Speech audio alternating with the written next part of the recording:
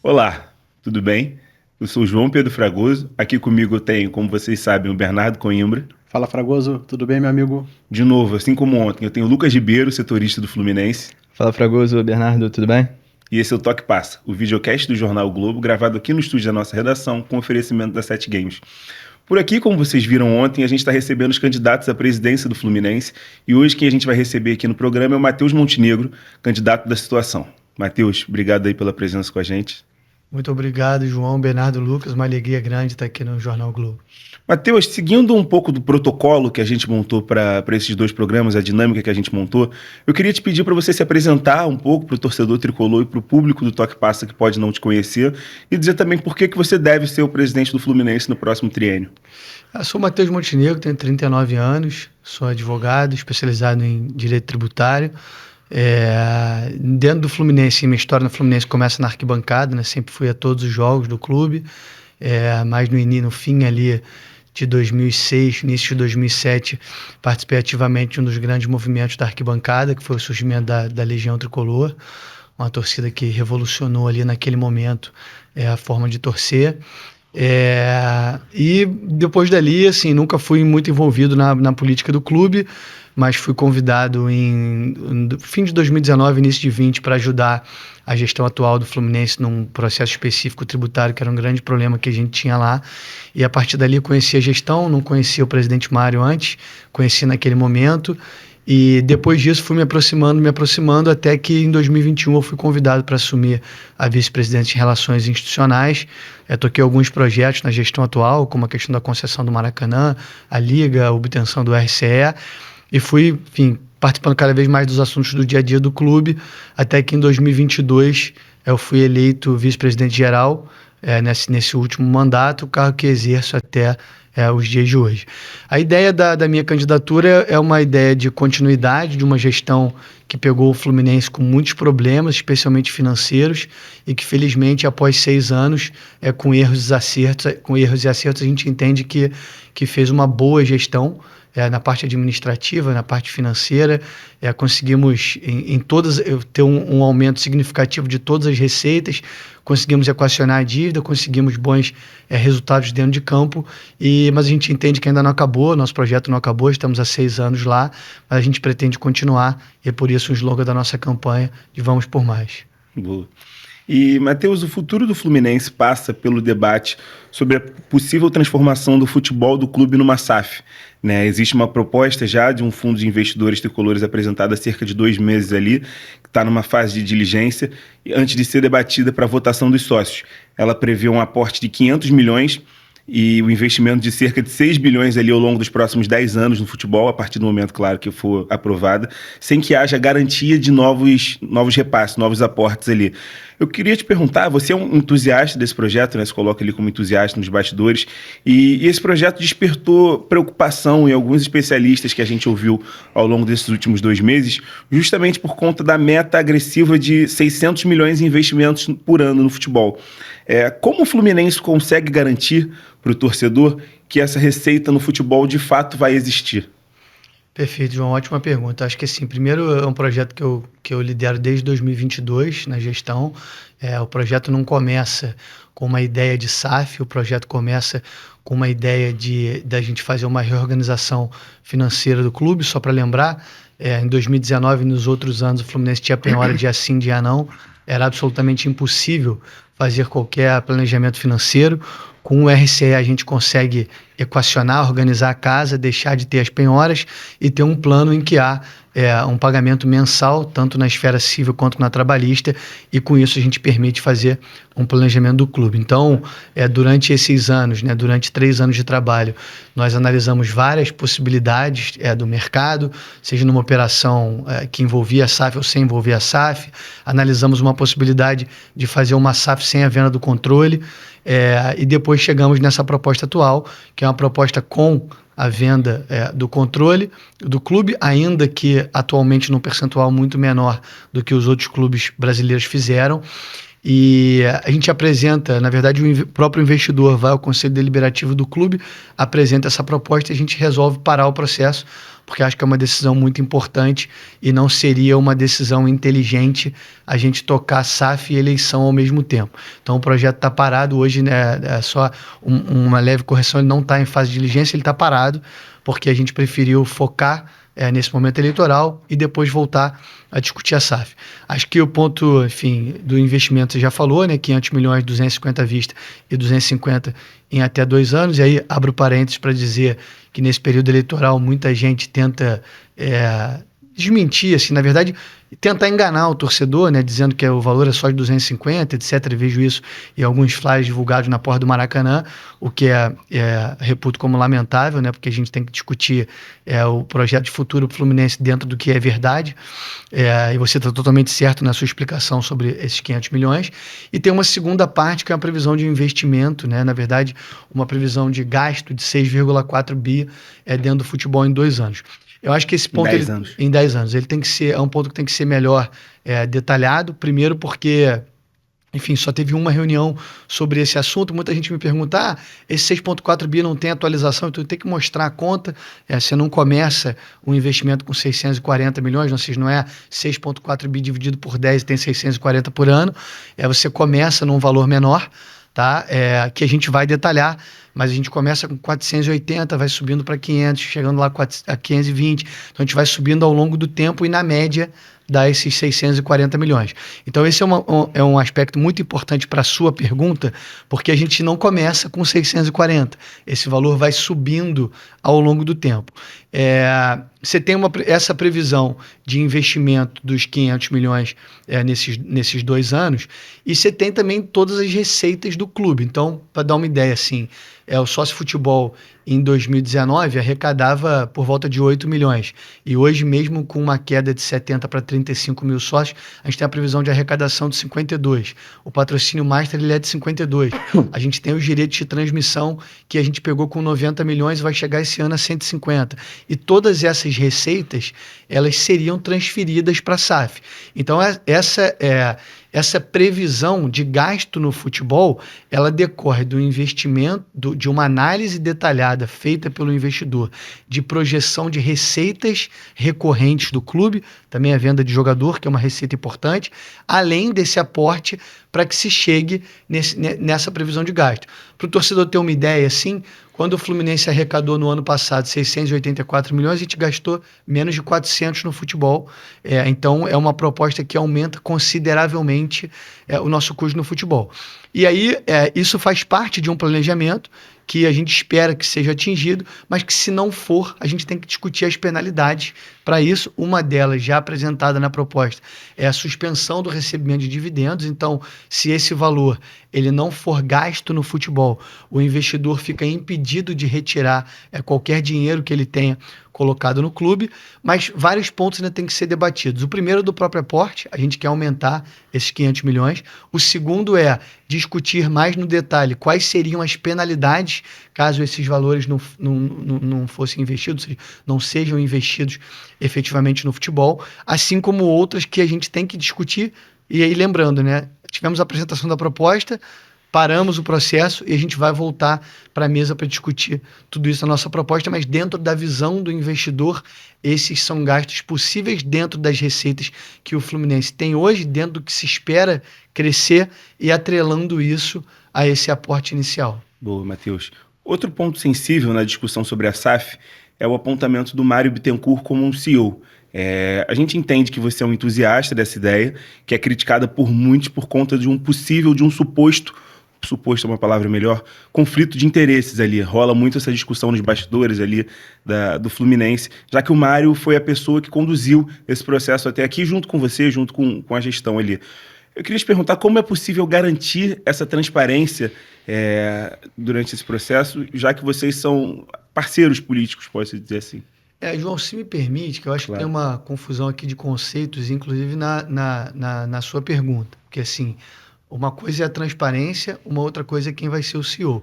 E o fato do investir... Primeiro, então, vamos lá na origem. Assim, quem escolhe o CEO de uma SAF é o controlador. E nesse caso, o controlador é quem está fazendo a proposta, que aqui no caso é esse fundo de investimento. Então essa é uma decisão que não passa pela associação. Uma segunda coisa muito importante é que, sob a confiança do presidente Mário, eu liderei esse processo. A gente teve mais de 100 reuniões com as partes envolvidas. Ele participou de no máximo 5 e eu de todas as outras. E o que eu posso garantir a vocês é que nunca foi nenhuma exigência nossa de que o Mário fosse o CEO. Essa é uma vontade do investidor, o que é absolutamente natural no mercado. Se você for analisar todas essas empresas que perpassam por uma operação de venda, é normal que quem controla o negócio hoje, quem toca o dia a dia do negócio hoje, seja mantido na companhia, mesmo que num período de transição. Então você imagina, é um fundo de investimento de vários tricolores que não tem ninguém ligado ao futebol e que eles têm que colocar alguém ligado ao futebol lá. E uma coisa que chama a atenção deles é, uma coisa é você discutir se o torcedor está satisfeito com o time atual ou não. Esse é um ponto. Uma outra coisa é você analisar os gastos que a gente teve no futebol e os resultados que a gente conseguiu. E a gente não tem dúvida de que foi, se você analisar gasto e investimento, o Fluminense tem uma ótima gestão nesses últimos 6 anos. Então, por isso, vem uma ideia do investidor ainda não discutida com o Mário, porque se a gente fizer a SAF, eles vão ter que fazer uma proposta ao Mário, e isso não foi feito. E aí eu chego nesse teu ponto da transparência, porque assim, eu acho que o que a gente tem aqui é o que mostra a transparência, porque a gente poderia ter feito essa operação e perguntar assim, quem vai ser o CEO? Não sei. E o investidor poderia dizer, não sei, é uma coisa do futuro. Fazendo a operação, pega lá e faz uma proposta para o Mário e coloca ele lá. Então, eu acho que a sua pergunta, ela deriva exatamente da transparência que a gente está tocando o processo. Porque desde a largada, quando foi feita a pergunta de quem vai ser o CEO, a nossa resposta foi, não sei. Essa é uma questão que tem que ser perguntada ao investidor. E o investidor disse, nós queremos que seja o Mário. E o Mário foi perguntado, olha, o investidor disse que te quer, você aceitaria? Ele disse, eu aceitaria, e esse é um ponto que a gente tem que discutir lá. Então é por isso que eu quis, assim, perdão aqui dizer dessa confusão de conceitos, porque eu acho que o que pode ser demonstrado nesse processo é que a gente agiu com transparência do início ao fim. E posso te dizer que teve outros casos, inclusive no Brasil de SAF, que ninguém disse quem seria o CEO no caso de uma SAF, mas que foi mantido quem era o administrador da associação.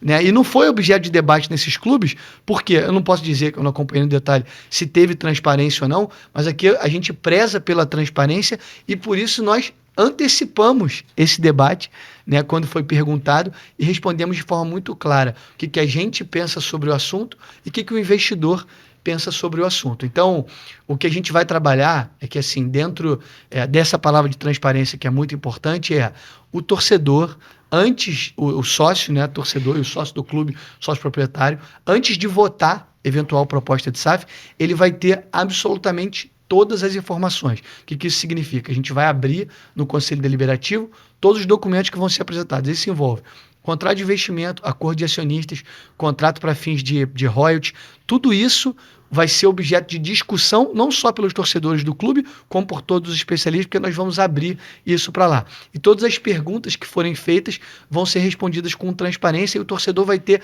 100% de certeza no que ele está votando, de como será essa futura SAF do Fluminense, porque todas as regras vão ser abertas antes da votação. Só para ter certeza, para deixar claro, você como possível presidente do Fluminense, poderia apoiar então o Mário como CEO da SAF? É que, na verdade, essa questão do apoio não existe. Assim, dentro de uma regra de governança, a escolha do CEO é sempre do controlador.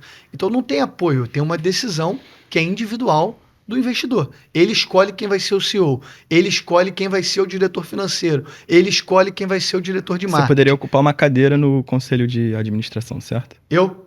Como presidente associativo. Assim, dentro de novo que eu falei, assim, a gente recebeu a proposta e não voltamos para a discussão. Mas dentro da proposta que foi apresentada, são 7 cadeiras no Conselho Deliberativo, no Conselho de Administração, sendo 5 indicados pelo investidor e 2 indicados pela associação. Então, no caso, se eu for eleito presidente e se a gente seguir com a operação de SAF e ela for aprovada, eu, na qualidade de presidente da associação, poderia escolher 2 pessoas para fazer parte desse conselho da SAF. Poderia ser eu mesmo, o vice-presidente, como pode ser alguma outra pessoa do clube ou alguém de mercado que a gente queira indicar para essa cadeira. E caso eleito presidente, qual seria a participação do Mário na sua gestão?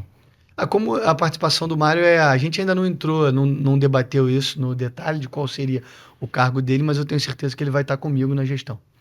Um dos principais pontos assim, da SAF é tornar o Fluminense mais competitivo financeiramente. Nos últimos anos, Flamengo e Palmeiras conquistaram muitos títulos. Essa diferença te preocupa? Como deixar o Fluminense mais competitivo também? Isso preocupa bastante, tanto é assim que eu dediquei uma boa parte da minha gestão, da minha participação na gestão ao tema da Liga, né? Então, assim, é uma receita que é de direito de transmissão, historicamente sempre foi a mais importante para os clubes, né? Hoje em dia, em alguns casos, a venda de atleta passa o direito de transmissão, mas na maioria dos clubes ela sempre foi a principal receita, não hoje, mas desde sempre, e tentando diminuir essa diferença que o Fluminense mergulhou de cabeça no tema de venda dos direitos de transmissão, foi uma das lideranças da LFU, estamos muito satisfeitos com o resultado, porque é um grupo que tem 45% da audiência do futebol brasileiro e 55% das receitas decorrentes do direito de transmissão. Então, essa diferença sempre foi uma preocupação. Agora, em relação às outras receitas, são receitas muito individuais que decorrem da capacidade de cada um dos clubes, em relação ao patrocínio master, em relação ao sócio-futebol. Isso depende muito do trabalho individual. Em todas essas receitas, o Fluminense subiu de forma exponencial nos últimos anos. Patrocínio master a gente nem tinha. E hoje a camisa do Fluminense vale quase 90 milhões de reais. Quando a gente chegou, era por volta de 8, porque não tinha o master, mas tinha algumas outras. O sócio-futebol, a gente chegou a bater 70 milhões de receitas, chegando em 8. Então a gente tem que trabalhar individualmente cada uma dessas receitas para crescer. A única receita que dá para a gente ter uma discussão mais ampla, que envolve não só o trabalho individual, mas de um grupo, é a receita de direito de transmissão, e foi por isso que a gente focou nela, em razão da tentativa de diminuição dessa diferença, o que a gente conseguiu, tivemos êxito nessa batalha. E um outro ponto relativo também a isso que é importante é o tema não da receita, mas da despesa, né? Então, por isso que o Fluminense apoia essa decisão da recente administração da CBF de fazer o fair play financeiro, porque a gente acha que tem vários clubes que gastam mais do que o Fluminense no futebol sem poder. E aí eu não vou falar aqui de nomes, mas sim, tem clube que arrecada menos que o Fluminense, que tem uma dívida maior que o Fluminense, que tem um time mais caro que o do Fluminense, e isso não pode acontecer. Então, acho que é um momento muito importante de se discutir essa diferença, mas a sua pergunta foi específica de receita, eu acho que eu te respondi, mas tem também uma parte muito relevante que é a da despesa, e aí o Fluminense trabalhou durante a gestão nessas duas frentes, da receita, tentando reduzir a diferença naquilo que dá para ter uma discussão que envolve mais de um clube, que foi o direito de transmissão, e na segunda, na parte da despesa, dentro dessas regras de fair play financeiro. O Matheus, falando de fair play financeiro, a CBF vai apresentar, ou deve apresentar na semana que vem, esse projeto, né, que teve a elaboração, os clubes trabalharam junto com ela, com a CBF. Você, como um candidato da situação, enfim, indiretamente também estava ali junto com o Fluminense, com a gestão do Mário Bittencourt. Eu queria que você falasse exatamente o que você acha desse modelo, o que você acha, como é que você vê esse momento para o Fluminense, o que você acha desse modelo que vai ser adotado pela CBF a partir de 2026, do Fair Play? Nós somos ferrenhos defensores do modelo de Fair Play. Acho que se você analisa, enfim, as principais ligas do mundo tem o Fair Play financeiro. Acho que para você te garantir uma maior competitividade, para você garantir que não tenha isonomia, e a isonomia aqui não é, enfim, uma igualdade, mas sim tratar por igual aqueles que são iguais e de forma desigual aqueles que são desiguais. E eu acho que as regras que foram apresentadas até aqui, elas são muito boas, né? Então, você ter um limite de gasto no futebol vinculado à sua receita é imprescindível. A gente vê que das 5 principais ligas do mundo, 4 adotam 70%, a Premier League, que é a mais desenvolvida, tem um percentual maior, e a adoção dessa regra que é muito importante. E aqui tomo a liberdade e a ousadia de até sugerir uma pauta ao jornal, que é de ver, enfim, fazer uma matéria de quanto deveria ser a folha dos clubes se o Fair Play tivesse sido aplicado esse ano, ou seja, na verdade esse ano não, porque não tem balanço divulgado ainda, mas no ano passado, vocês vão ver que a diferença é relevante. Muita gente não poderia ter efetuado os gastos no futebol que fez. Tem algumas regras específicas também, né? Você começa de comprou um jogador e não pagou, ele não pode jogar. É uma regra que nos agrada bastante. O presidente do Cuiabá fala muito sobre isso e eu concordo com todas as ponderações que ele faz sobre o assunto.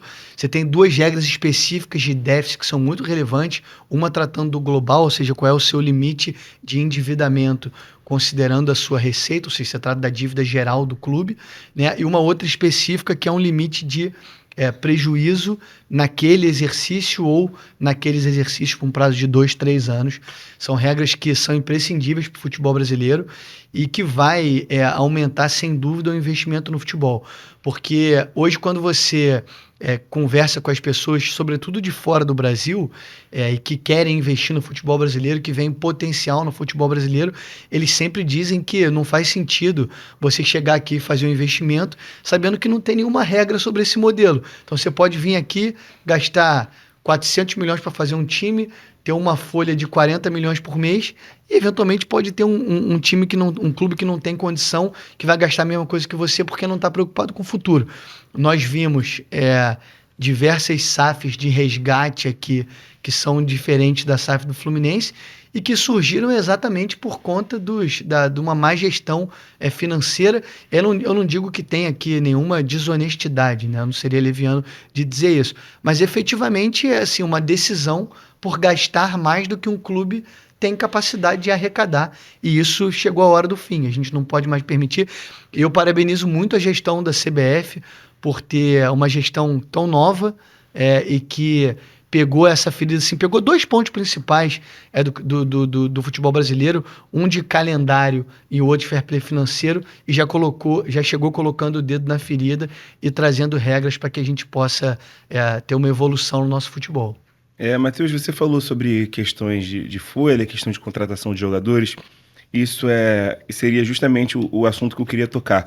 O Fluminense, nesses últimos anos, até por questões justamente financeiras, adotou a estratégia de investir em jogadores ali mais no final da carreira, ou então em nomes pouco conhecidos do futebol brasileiro, do futebol sul-americano, algumas apostas para ver como é que ia ser o rendimento dentro de campo.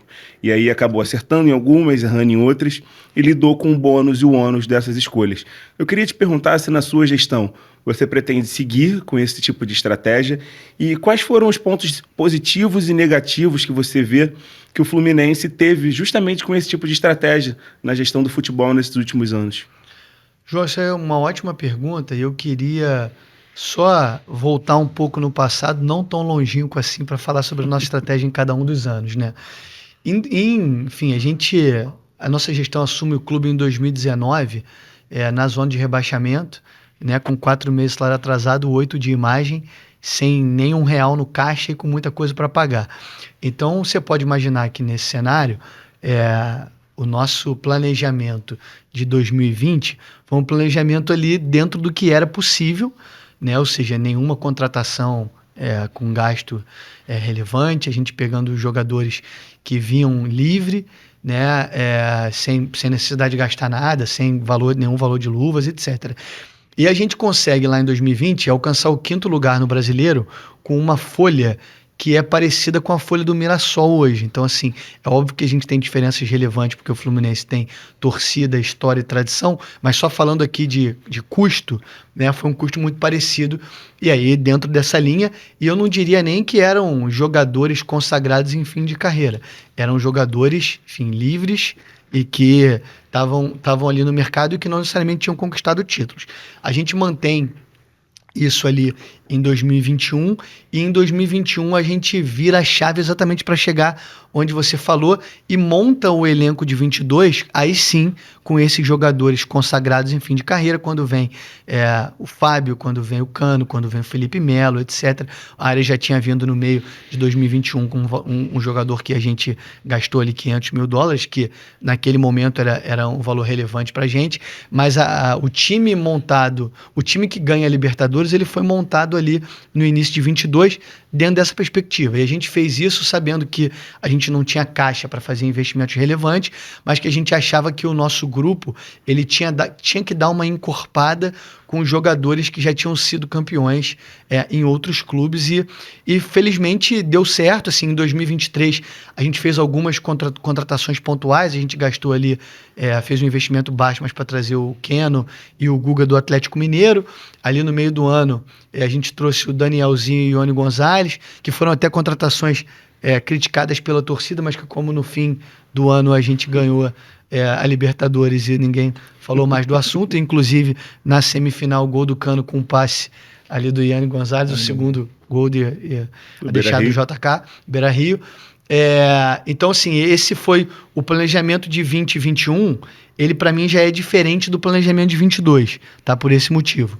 E aí a gente chega a 2023, em 2023, depois que a gente ganha o título, a gente tem ali um problema na pré-temporada, né, que a gente não consegue fazer direito, porque logo a gente chega no Brasil já quase no Natal e tem ali um jogo muito importante contra a LDU pela final da Recopa, enfim. E ali a gente optou por uma manutenção da base de 2023, né? Assim, a gente perdeu só o Nino, o André ficou um pouco mais para sair no meio do ano, mas vamos manter a base que deu certo em 2023. E aí a gente trouxe ali alguns jogadores também mantendo essa filosofia, né, em 24, que foi o Douglas Costa, o Renato Augusto, etc., que era só para agregar a um grupo que a gente já tinha, que tinha sido campeão. Quando a gente vê no meio de 2024 que, enfim, a gente não estava performando no futebol, 2024 foi um ano muito difícil, que a gente efetivamente errou e que a gente sofreu até o final por isso, né, por conta das nossas escolhas. E aí a gente muda um pouco, então acho que é uma terceira ali mudança na dinâmica de contratações, em que a gente passa a investir mais dinheiro, trazendo jogadores mais jovens do futebol sul-americano. Aí a gente traz o Facundo Bernal, traz o Serna, que felizmente nos ajudou bastante naquele último jogo contra o Palmeiras e em vários outros durante o ano.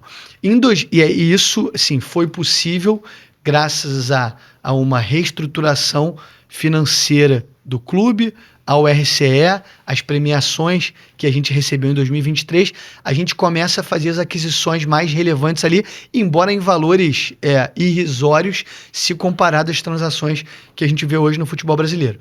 Em 2025, aí é quando a gente efetivamente muda a dinâmica de contratação para buscar onde você chegou, jogadores em que a gente tem um custo de aquisição maior, que são mais jovens e que tenham mais físico do que a gente tinha antes. Então a gente traz o Canobi no início do ano, traz o Hércules, aí faz a nossa aposta no Lescano, a gente traz o La Vega e vamos mudando ali o formato do time. É um time de 2023 que vai se desfazendo e a gente tenta mudar para ter um time mais físico, que é o que a gente entende que era um modelo ali dentro do que se tem hoje praticado no mercado.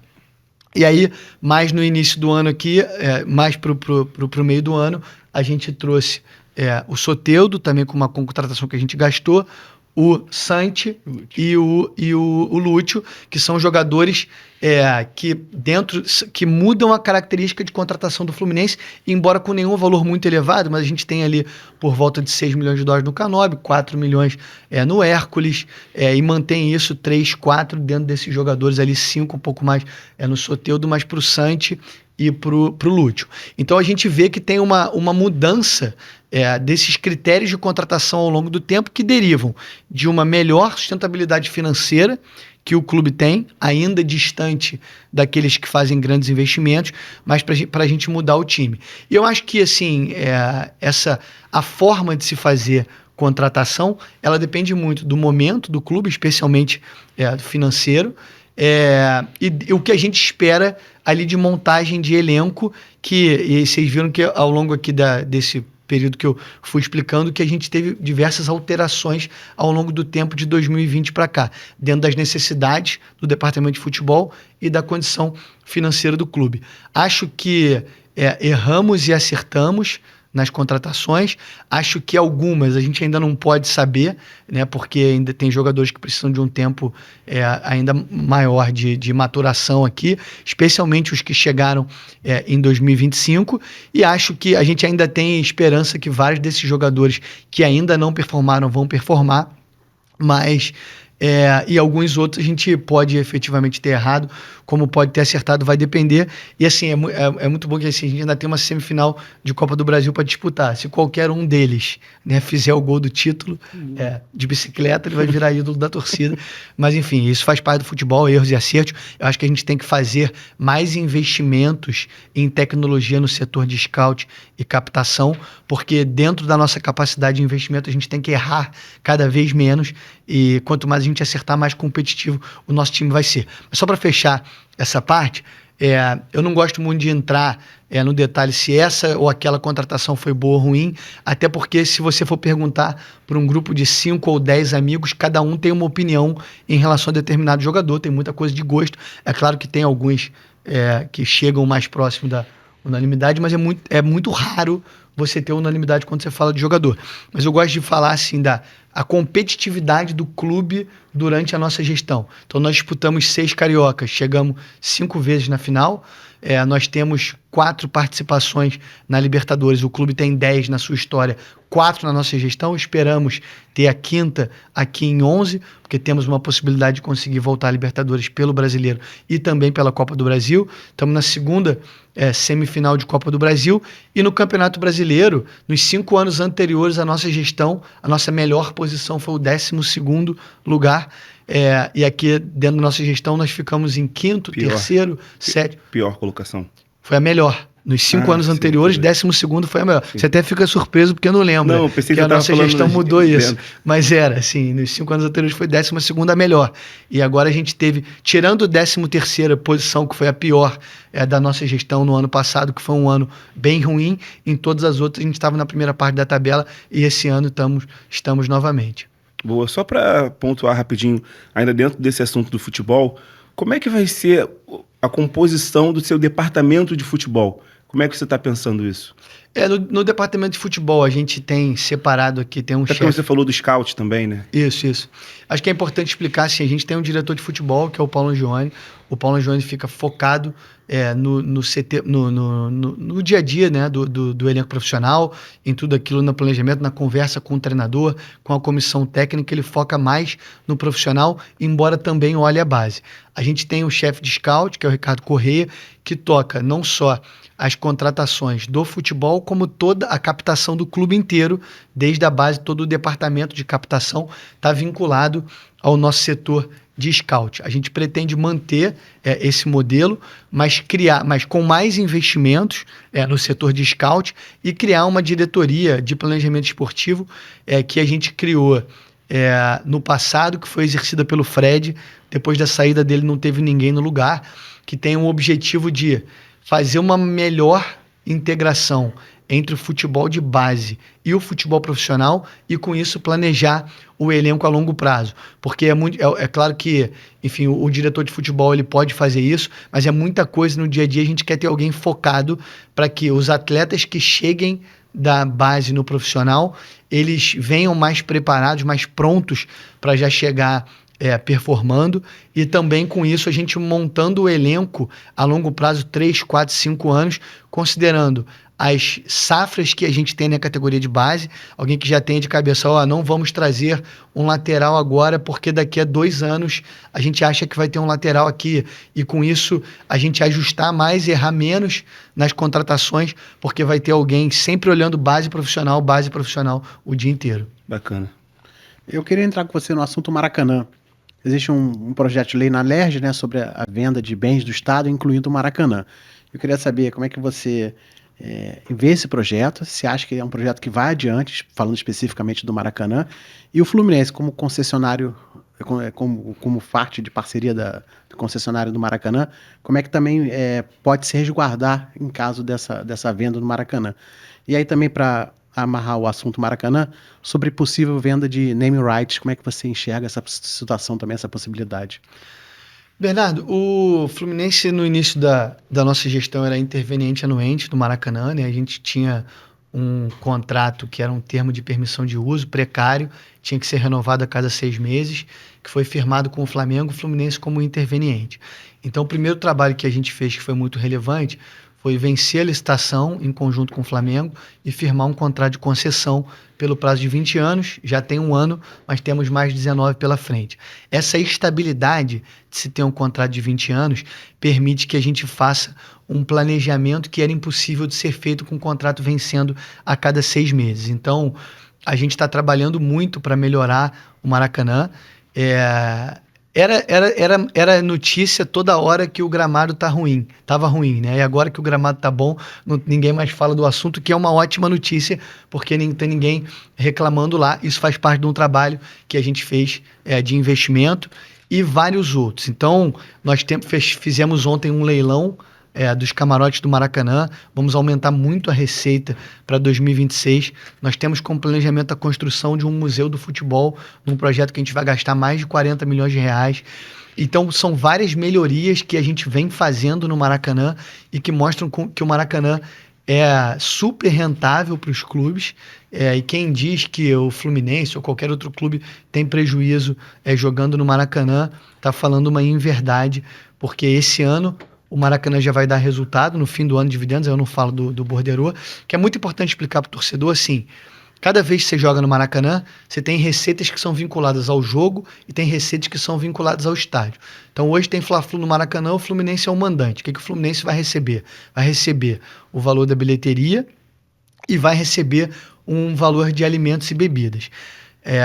A venda do camarote para esse jogo, ela já entrou no Maracanã no início do ano. A venda que a gente tem do tour do Maracanã também entrou no Maracanã. Todos os patrocínios entram no Maracanã, na Fla-Flu Serviços. E no fim do ano, como em toda empresa, se tem distribuição de dividendos dentro da proporção societária de cada um. E é por isso que a gente diz que o Maracanã é muito lucrativo, porque no fim do ano a gente vai ver que vai dar um lucro relevante em 2026 e um lucro maior ainda em 25 e um maior ainda em 2026.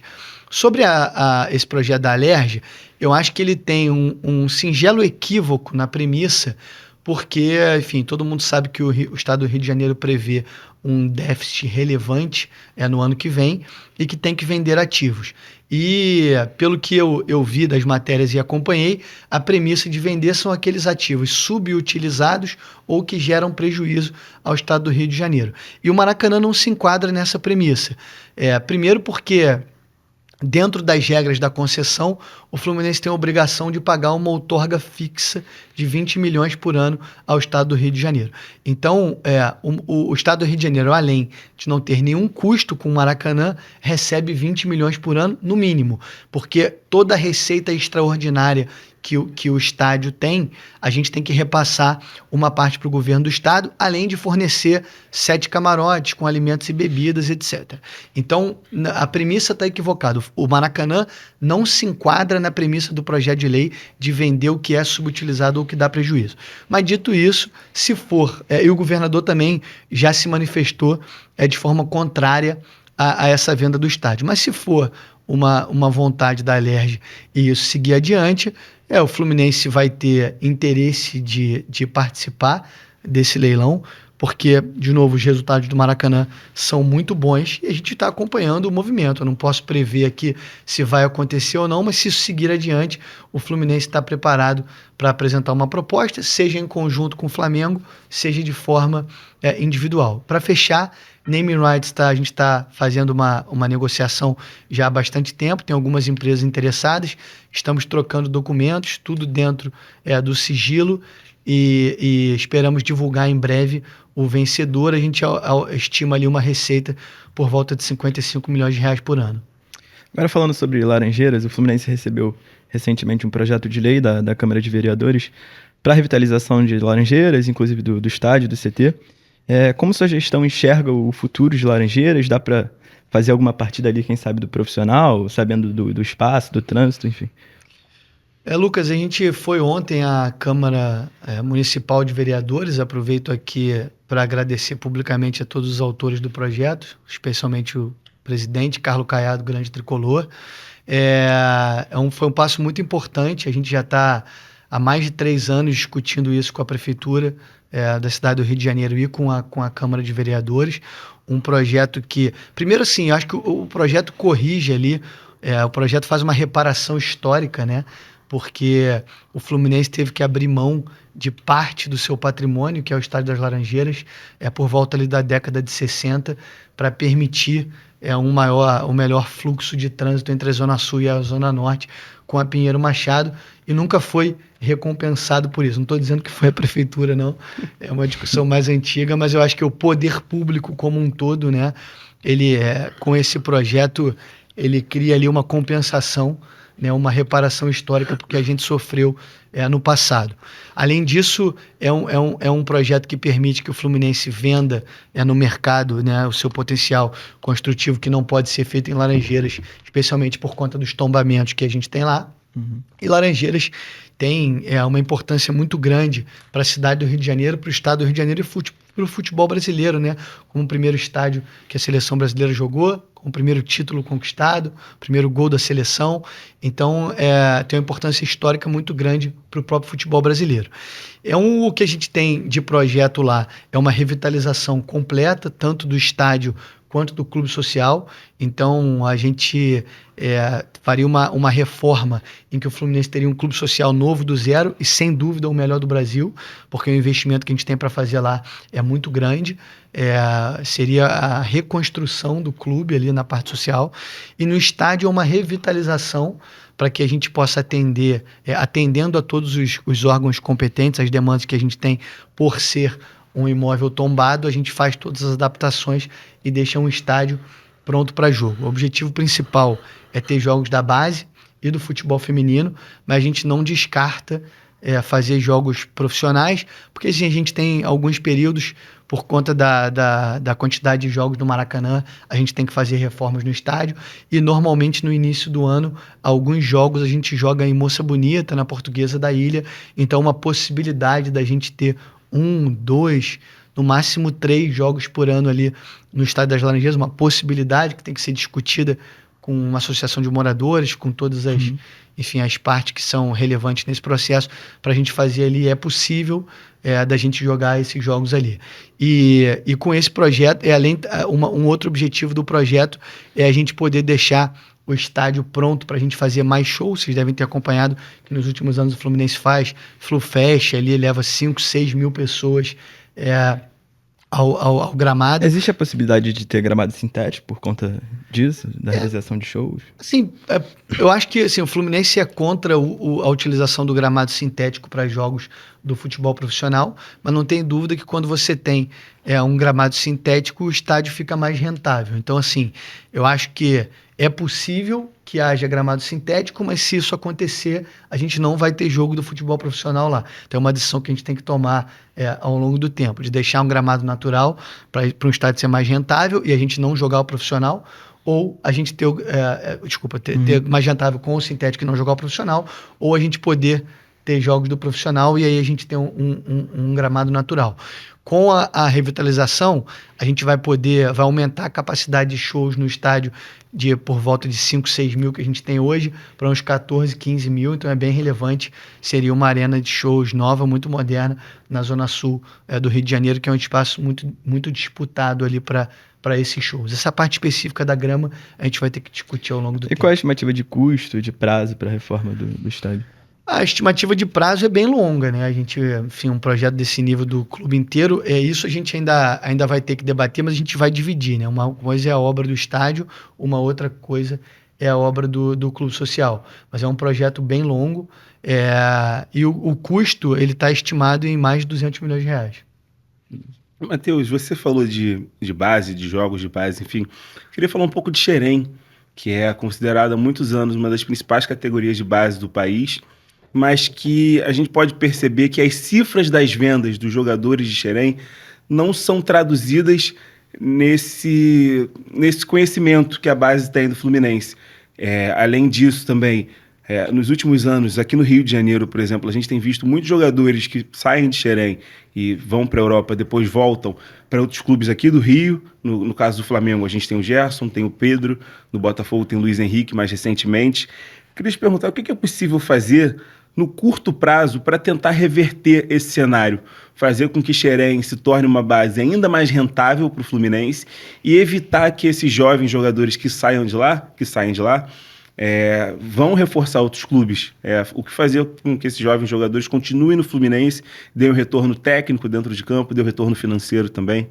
João, eu queria tomar a liberdade aqui de te retornar a pergunta para dizer quais foram as vendas de Xerém que não chegaram nesse valor esperado, assim. Só porque você fez uma pergunta específica e falou que tem algumas que não chegaram. E da minha parte, assim, eu vejo que das 10 maiores vendas da história do clube, 7 foram na nossa gestão e todas as maiores. Então você tem o André com 25 milhões de euros, depois da gente ter recusado uma proposta de 30 do Liverpool para focar em ganhar a Libertadores. A gente tem o André com 25, a maior venda da história do clube.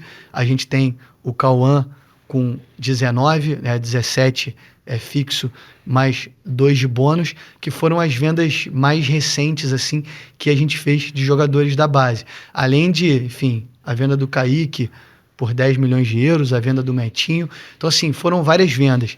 E eu não sei se eu só perguntei isso, porque eu não sei se você está falando de alguma específica ou se você está falando do todo, porque só para eu direcionar minha resposta. Eu acho que é mais pelo todo, mas eu acho que tem alguns exemplos que acabam ficando marcantes assim na visão do torcedor. Por exemplo, a gente tem um jogador que está na seleção brasileira que tem brilhado muito esse ano e ano passado, talvez, que é o Luiz Henrique. O Luiz Henrique é um jogador... Enfim, a gente viu o que ele fez ano passado no Botafogo. Foi contratado como a maior compra da história do futebol brasileiro. Depois foi vendido pelo Botafogo por 30 milhões de euros também. E na época da venda dele no Fluminense, a gente pôde acompanhar bem aqui no jornal também, houveram muitas críticas em relação ao valor. E já se sabia, por exemplo, da qualidade do Luiz Henrique. Então eu acho que ele é um bom exemplo, mas não só ele especificamente, mas num todo, sabe? Sim, não, entendi. Então, vamos falar, primeiro voltando no tempo na nossa gestão, assim. Quando a gente chega lá em 2019, a gente tem 4 meses atrasado, 8 de imagem. Começa o ano de 2020, vem a pandemia. A pandemia corta 60% das receitas do clube.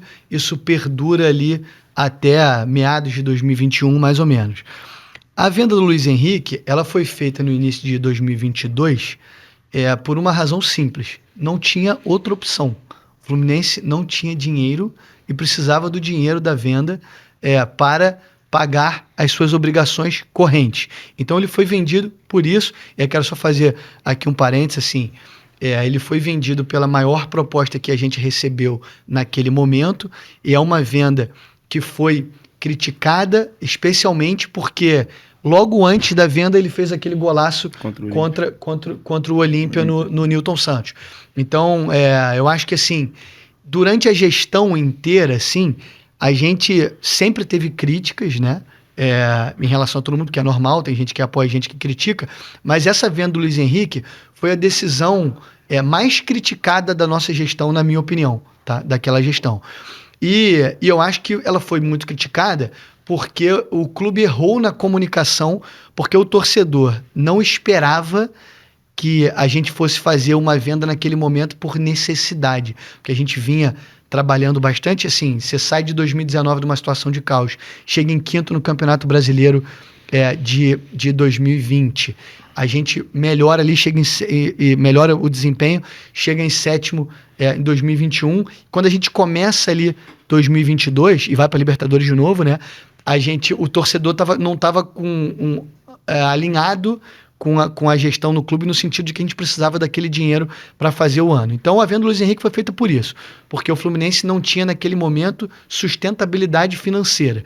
E foi o dinheiro da venda dele que garantiu que a gente pagasse todas as obrigações do ano de 2022, que nos permitiu chegar em terceiro no Campeonato Brasileiro de 2022, que nos classificou para a Libertadores, que a gente venceu em 2023. Então, eu te provoquei exatamente por isso, porque eu acho que a venda do Luiz Henrique é um exemplo claro de como a gente tinha, o que a gente era no clube lá atrás, sem sustentabilidade financeira, para o que a gente tem hoje. Então, veja que o que a gente fez no trabalho de um ano, de ter que vender Luiz Henrique por aquela proposta e de ter segurado um ano depois o André com uma proposta de 30 milhões de euros, que era muito maior, porque esse trabalho é um trabalho de construção de longo prazo.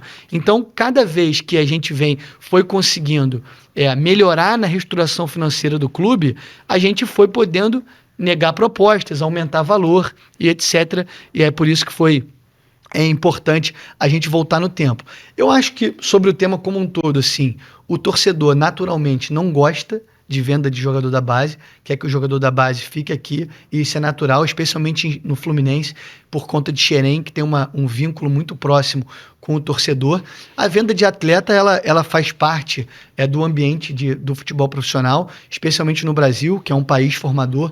Todos os clubes, sejam eles aqueles que têm melhores condições financeiras ou não, vendem atletas, e o que a gente veio trabalhando ao longo da gestão foi para melhorar essas vendas. E é inegável que a gente conseguiu. A venda do Luiz Henrique por um valor muito mais baixo lá atrás, aí você vê a venda do Kaique já num valor melhor, a venda do André, a venda do Cauã, e chegam lá atrás. E tem gente que, enfim, aí é natural uma crítica que diz, mas fui contra a venda do Cauã por 17.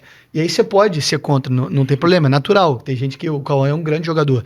Mas uma venda de 17 milhões de euros não é uma venda baixa, é uma venda alta. Você pode achar que ele vai valer mais. E uma outra coisa importante, assim, é que existe um mito de que quanto mais você segura o jogador, mais ele vai valer. Então, assim, você deu o exemplo do Botafogo, a gente tem o caso do Matheus Nascimento, em que o clube recusou várias propostas e depois ele não fez. E no caso do Fluminense, você tem um exemplo do próprio André. Então, vocês vejam que no meio do ano de 2023, a gente tem uma proposta de 30 milhões de euros e recusa, e a gente vende um ano depois por 5 milhões de euros a menos, com o jogador sendo um dos pilares da nossa conquista da Libertadores, né? Então, essa dinâmica de mercado ela é difícil, mas para responder a tua pergunta de forma objetiva para melhorar a venda, o clube tem que ser mais sustentável, sustentabilidade financeira. É isso que a gente vem construindo ao longo da nossa gestão, já chegamos num ponto muito melhor do que existia no passado e que a gente espera melhorar cada vez mais para que a gente possa vender nossos jogadores no momento certo, ou seja, no momento que a gente acha que é o adequado e por valores maiores. Boa, Matheus. Cara, para fechar, porque enfim, a gente já está acabando ali o tempo e eu acho que... já? Esse papo bom passa rápido, né? E eu acho que deu para abraçar quase todas as temáticas, e eu queria aproveitar para fazer a famosa 2 em 1 ali, e te perguntar um pouco mais sobre o futebol feminino. Quais são os planos para o futebol feminino do Fluminense? Você falou bem, já introduziu, que tem a ideia de levar o futebol feminino ali para as Laranjeiras, perguntar sobre isso, e também sobre esportes olímpicos. Quais são os planos para os esportes olímpicos do Fluminense? A gente tem agora o time feminino na Superliga, no vôlei ali, foi para a final do Campeonato Carioca agora contra o Flamengo. Essas 2 temáticas aí. João, futebol feminino um dos projetos que eu falei de Laranjeiras é para jogo, né, do futebol feminino, mas pro treino, pro dia a dia, a gente recentemente venceu uma licitação no Cefam e o futebol feminino vai treinar ali na Marinha, né? Isso é importante porque a gente aumentou o número de categoria de base em Xerém, na nossa gestão. Hoje nós temos sub-9, sub-11, o espaço lá estava ficando apertado e a gente vai separar o futebol feminino numa estrutura muito boa da Marinha ali do Cefam, e acho que a gente ficou muito feliz de dar essa condição melhor de treinamento para os nossos atletas. Tiveram outros clubes grandes que tentaram essa licitação, né? Nós disputamos com o Vasco e o Botafogo. Sim. E sobre o projeto principal do futebol feminino é a profissionalização. Hoje o futebol feminino do Fluminense ele é amador, ou seja, as atletas não são CLT, elas ganham ajuda de custo. A gente já vai começar a nossa próxima gestão com a profissionalização do futebol e acho que vem num momento muito, muito oportuno, porque agora a gente começa a ver as primeiras transferências, né, de atletas, né, do futebol feminino no mundial, né? E aí com isso a gente chega no momento certo de profissionalizar, dar uma nova estrutura para treino, a gente pretende ter uma nova para jogo em Laranjeiras e se adequar 100% às melhores práticas do futebol feminino. Legal. Em relação aos esportes olímpicos, eu acho que você mencionou bem o vôlei, eu acho que o vôlei feminino é o esporte que mais performou dentro dos esportes olímpicos do Fluminense. A gente teve a alegria de ganhar o Carioca, de ir muito bem na Superliga, lotamos o Maracanãzinho, estamos super bem na Superliga de novo, agora esse ano. No vôlei masculino, nós fomos campeões depois de 45 anos também, então o vôlei vem se destacando bastante no Fluminense. A gente quer manter o vôlei do jeito que ele está, porque ele está dando certo, o masculino agora mais recente, o feminino, a gente manter do jeito que está, assim como a manutenção dos investimentos que a gente faz na natação e no polo aquático, são duas categorias que o Fluminense tem uma tradição muito grande, né? E a gente quer manter, assim, eu digo manter com ajustes pontuais, né? Sem nenhuma mudança relevante, alguns ajustes a gente tem que ter. E a gente tem um projeto do basquete especificamente, que é do retorno do basquete à NBB, porque a gente tá muito feliz com o desempenho e visibilidade do que o vôlei feminino está nos trazendo e quer repetir esse modelo de sucesso no basquete profissional. Essas são as principais ideias aqui dos esportes olímpicos. Boa, Matheus. Queria te agradecer pela presença aqui no programa, por apresentar suas ideias e por conseguir aprofundá-las aqui com a gente. E queria te dar a oportunidade de 1 minuto para você falar diretamente com o torcedor do Fluminense, diretamente com o torcedor tricolor, para, enfim, falar de novo por que você deve ser eleito presidente do Fluminense, falar o que você quiser, no olho a olho ali para eles. Perfeito. Sócio tricolor, eu acho que é inegável que nesses 6 anos de gestão, com erros e acertos, a gente conseguiu mudar o nível do clube, um clube que hoje tem credibilidade, a gente conseguiu aumentar todas as receitas, conseguimos equacionar as nossas dívidas. Agora, com a premiação do Mundial, vamos efetivamente ter uma redução nominal das dívidas do clube. Nós voltamos a ser um clube competitivo, um time competitivo. Eu acho que a torcida sempre vai ter crítica em relação às contratações, mas se vocês olharem o todo, o desempenho que a gente teve foi um desempenho bom e vai crescer cada vez mais. Disputamos todas as competições, ganhamos títulos relevantes, mas o trabalho ainda não acabou. Então é por isso que a gente pede o voto de confiança do torcedor para que a gente possa continuar desenvolvendo o nosso trabalho do clube. A gente sabe o que tem que mexer, sabe o que deu certo e o que deu errado, e vocês não podem esquecer que dentro da política de um clube, mesmo para quem tenha críticas à nossa gestão, não pode esquecer que sempre pode piorar, né? E a nossa gestão, ela traz estabilidade e segurança para que a gente tenha um futuro cada vez melhor. Muito obrigado, saudações tricolores. Foi show de bola, Matheus. Boa sorte aí na campanha, tá? Sucesso para ti. Obrigado. E obrigado aí por estar com a gente. Muito obrigado. Uma alegria estar aqui. Pessoal, esse foi mais um Toque Passa. Espero que vocês tenham gostado. Semana que vem tem mais. Valeu.